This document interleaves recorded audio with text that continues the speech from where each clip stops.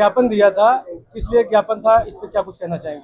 मैं RP Gautam advocate, जिला संयोजक डॉक्टर अंबेडकर राष्ट्रीय अधिवक्ता मंच बाराबंकी।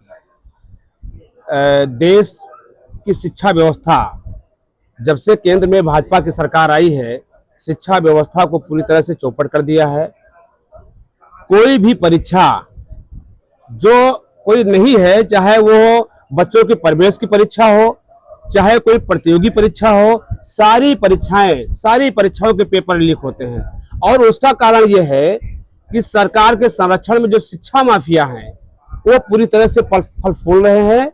और जो बच्चे रात दिन मेहनत करते हैं, संघर्ष करते हैं, जिनका सपना है कि हम आईएएस बनेंगे, आईपीएस बनेंगे, डॉक्टर बनेंगे, इंजीनियर बनेंगे, देश को की ऊंचाइयों को हम विश्व पटल पर रखेंगे, ऐसे बच्चों के सपने जब पेपर लीक होता है तो चकनाचूर होता है।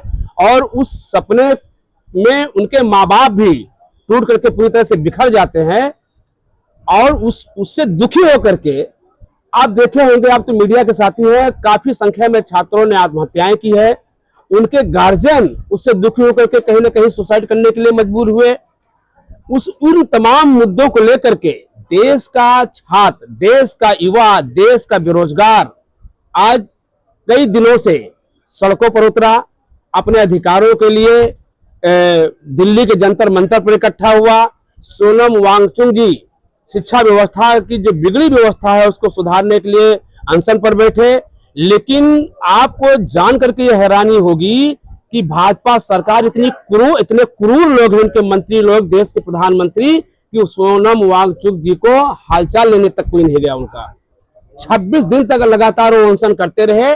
और बच्चों ने जब आंदोलन करना शुरू किया और उनका आंदोलन पूरे देश में छाया, तो ये लोग उनके ऊपर लाठियां बरसाए, गोलियां चलवाए। और जो बालिकाएं, जो छात्राएं, जो युवा महिलाएं थी, उनके साथ जो अमर्यादित व्यवहार हुआ, इससे आप देखो वीडियो उनका तो सर जो है शर्म से लज्जित हो जाता है। और इसका आप देखिए विश्व पटल पर भारत की कितनी भर्त्सना हो रही है। अच्छा, क्या इसका असर जो है आने वाले 27 में पड़ेगा?